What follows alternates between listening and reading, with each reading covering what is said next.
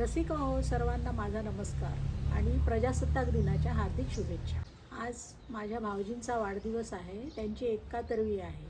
त्यानिमित्ताने मी त्यांना 4 ओळी लिहिलेल्या आहेत आणि त्या त्यांना समर्पित करते। माझ्या कवितेचे नाव आहे पुष्पसुमने। प्रिय भावजी, जसा कान्हा असतो वृंदावनात, तसे तुम्ही असता आमच्या मनात।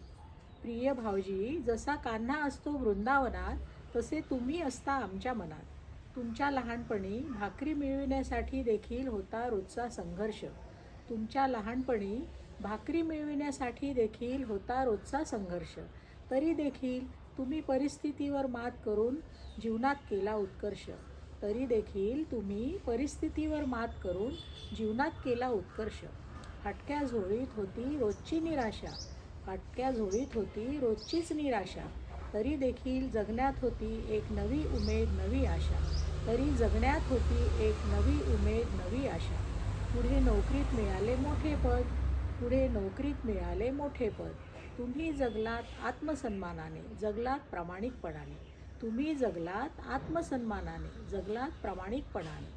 पूरग्रस्त काळात बरेच जणांना तुम्ही केली मदत, पूरग्रस्त काळात बरेच जणांना तुम्ही केली मदत। खरंच हो भावजी, तेव्हा त्या सर्वांचे होता तुम्ही देवदूत।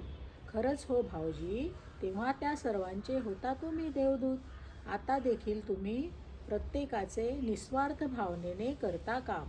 आता देखील तुम्ही प्रत्येकाचे निस्वार्थ भावनेने करता काम। पडता सर्वांच्या उपयोगी, जसे असतात संत आणि योगी।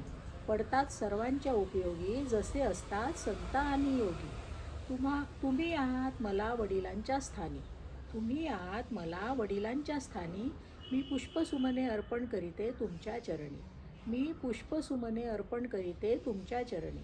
तुम्हाला सुख शांती आणि उत्तम आरोग्य लाभो, हीच आहे प्रार्थना आणि हीच आहे माझी मनोकामना। तुम्हाला सदैव सुख शांती आणि उत्तम आरोग्य लाभो, हीच आहे माझी प्रार्थना आणि हीच आहे मनोकामना।